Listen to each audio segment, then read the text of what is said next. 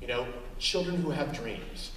And I wanted to share very quickly with you some of those dreams, and some dreams that we would take for granted, most of us. We had a therapy session one time that our director of aftercare in the Philippines, in one of our homes there, did with children. And one at a time, she asked the children to walk down this pathway that winds its way through our home in the Philippines. And she says, I want you to close your eyes when you walk down the pathway and picture your future. What do you see? What do you dream your future look like? And one of the first signs of recovery beginning to take place in the children that we get to partner with is when a child can dream again about their future. Because often when they first come into our care and you say, what do you want to be when you grow up? There's this complete blank stare of like, I don't even know what that means. If I survive today, that's a really good day for me. There's no sense of a tomorrow or a vocation or any sort of future. And so when a child can say, man, I want to be a teacher when I grow up, or I want to be a social worker when I grow up, or whatever, we celebrate that like crazy.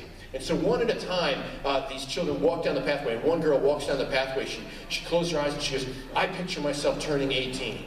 One day I'm going to hit my 18th birthday. I'm going to actually turn 18, and maybe people will notice that and celebrate that. For the first time, I'll have a birthday party. Simple thing that most of us take for granted. Her simple dream was, I just want to reach the age of 18, man. You know, a second girl walks down the pathway. She goes, I dream of someday getting an education. One day I want to go to school and maybe even possibly graduate from high school, and I'll walk down another aisle at my high school graduation one day. That's my simple dream. And then a third girl was just heart-wrenching. She walks down the pathway, she stops halfway, she closes her eyes, and she holds a pretend bouquet of flowers in her hand. And she says, man, I picture a wedding day. Maybe someday somebody's going to love me and value me the way I should be loved and valued. And later on, it was heartbreaking as she shared with our director of aftercare her doubts of that ever happening. Do you really think that's ever going to happen for me? If anyone finds out what I've been through or what I've experienced, anything, is anybody going to really desire me? Is anybody going to want me or love me the way I should be loved and valued? These are the simple dreams of children, of real children. It's way beyond an issue and a cause. And so, yeah, it's dark, it's crazy. You know, an expression that we keep using around Love 146 over the last year is this ability to remain thin-skinned. Because sometimes people ask us, and you probably get this all the time, where people say, man, you must be really thick-skinned to deal with this stuff day in and day out. And honestly, our heads are buried in some of the darkest stories imaginable, day in and day out. And the reality is no, we're not thick-skinned at all. In fact, we're thin-skinned. I feel like my skin is getting thinner as the days go by, as the years go by. Just 2 months ago, I'm going to a speaking engagement in Texas, and I get a text or an email from our director of aftercare in the Philippines, and she had just brought in the youngest child that we've ever brought into our care, who had just turned 2 years of age. Actually, he was a boy, 2 years of age. Just last week, we brought a girl in who was 3 years of age. And so this is the craziness, this is the darkness. But when we engage with this, and we say, you know what, I refuse to not do anything. I'm going to do something. And what you heard in the beginning of the video, where we say, man, do what you love to do. Not everybody can be a social worker. Not everybody can be a cop. Not everybody can be a lawyer. Not everybody can do some of these things. But do what you love to do. Tonight, there's people who bake really well and did what they do really well, and it's making a difference. You know, you have no idea what sort of difference this kind of thing makes. I can bake, so I'm going to donate a cake, and somebody's going to pay $700 for it.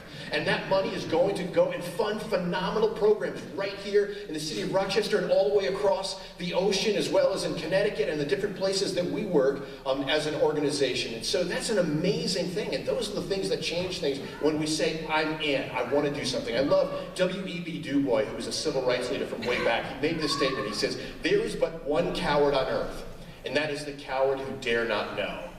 And I think instinctively in a lot of us, when we hear really dark stuff, we're like, oh man, please, I don't want to hear that. It's too crazy, it's too dark, or whatever. But man, it takes courage to say, I want to know, but then taking it up a notch and saying, not only do I want to know, but I actually want to do something about it. And so for you, that looked like coming out on a Friday night and paying $700 for a beautiful cake.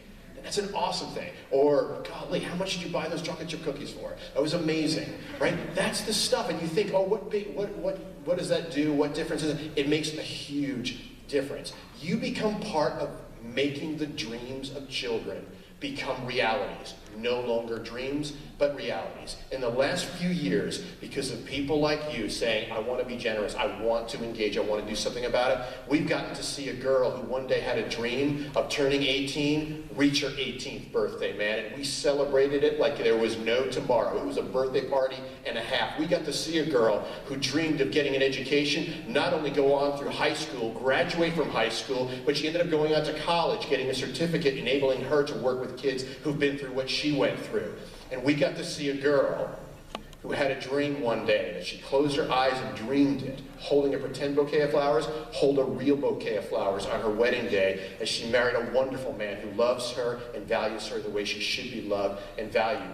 Those dreams become realities because of people like you and doing something about it, saying that I want to know and I want to go beyond that and actually do something about it. I want to end with this infamous statement that Robert Kennedy made. He said, "It is from numberless diverse acts of courage and belief that human history is shaped. Each time a man stands up for an ideal or acts to improve the lot of others or strikes out against injustice, he sends forth a tiny ripple of hope. And crossing each other from a million different centers of energy and daring, those ripples build a current which can sweep down the mightiest walls of oppression and resistance."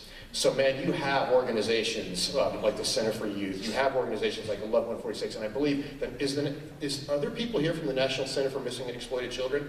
Thank you for the work that you do. You have great organizations, you have law enforcement, you have the Department of Children and Family Services, you have agencies, you have individuals, you have bakers, and you have generous people like yourselves that send forth these ripples of hope that reach into the streets of Rochester, that reach across oceans into places like the Philippines, into Eastern Europe, into all corners of the earth. So thank you for being a part of bringing hope into a dark world. We appreciate it.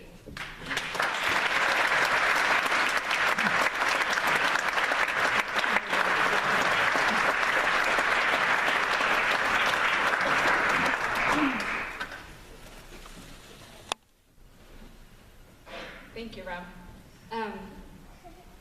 Yeah, just once again, so grateful to have you here, really.